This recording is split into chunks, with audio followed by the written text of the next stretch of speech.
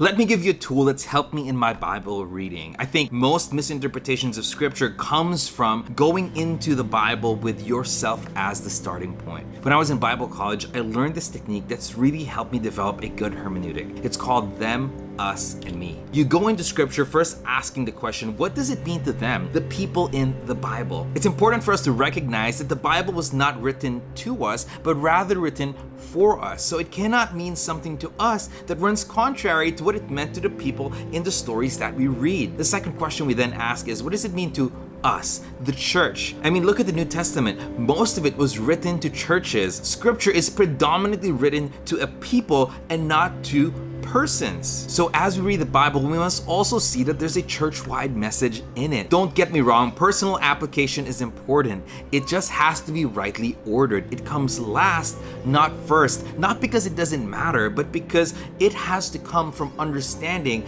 not the other way around. The last question is what we usually use as a first question. How does this apply to me? Only after applying those first two filters, after clarifying the message by understanding the intended audience, after finding your place in the body, only then shall we derive personal applications. I believe that this method protects us from heresies and the dangers of eisegesis or reading ourselves into scripture. But I would be remiss not to point out that the goal isn't just right interpretation. It is actually transformation through the word. But we must also recognize that we cannot have the latter with the former being incorrect. This is why, in as much as reading the scriptures is a spiritual exercise, method matters. Romans 12 verse 2 says, "Do not conform to the patterns of this world, but be transformed by the renewing of your mind. Then you will be able to test and approve what God's will is, His good, pleasing, and perfect will." Renewing our mind precedes transformation. And the byproduct of this is not intellectual superiority, but actually getting to know what God's will is.